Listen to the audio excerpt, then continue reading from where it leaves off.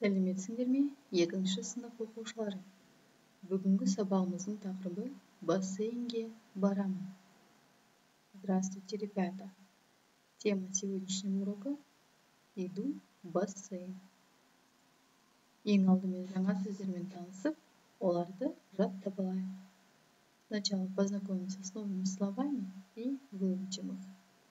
Суда, в воде, жылы, теплый, тепло, суық, холодный, холодно, таза, чистый, чисто, кішкентай, маленький, үлкен, большой. Тағы бір қайталайық.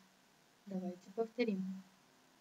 Суда, жылы, суық, таза, кішкентай, үлкен.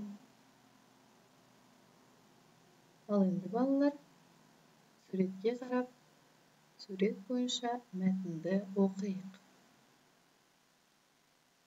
А теперь смотрим на картинку и прочитаем текст по картинке. Бұл бассейн. Это, ребята, у нас бассейн. Бассейн үлкен немесе кішкентай болады. Бассейн бывает большим, либо маленьким. Вот, ребята, на картинке большой бассейн, где плавают дети. И рядом маленький бассейн. Бассейннің суы жылы не суық болады. Вода в бассейне бывает либо теплой, либо холодной. Балалар суда жақсы жүзеді. Дети хорошо плавают в воде. Ал енді балалар, суретке қарап, сөйлемдерді оқиық. Бұл балалар, сен бассейнге барасың ба? Деген сұраққа жауап беріп жатыр. Ребята, обратите внимание на картинку. Дети с картинки отвечают на вопрос, идешь ли ты в бассейн. Мальчик говорит, мен бассейнге барамын. Я иду в бассейн. А девочка говорит, мен бассейнге бармаймын. Я не иду в бассейн. А здесь ребята отвечают на вопрос, су қандай? Вода какая? Один ответил, су жылы, вода теплая.